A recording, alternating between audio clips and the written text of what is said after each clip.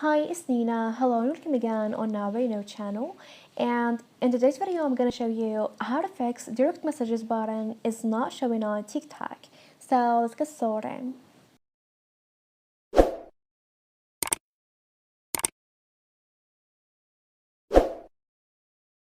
Well, after getting the app, here for example, let's say I want to send a message to that person.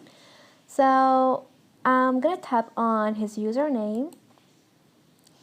And as you see here, we got messages. So I can simply tap on it and then send my message, for example, hi, and then hit the send icon.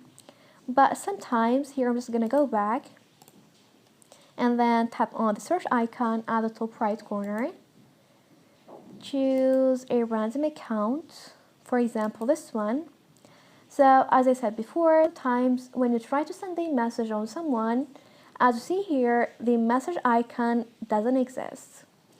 And this is because of privacy settings. Maybe these accounts only allow messages requests from friend. So the only thing that you can do that will allow you to send messages to that account is to send them a follow request and then wait for them to accept your follow request. After that, you can send them direct messages. And this is it. Thanks for watching. See ya.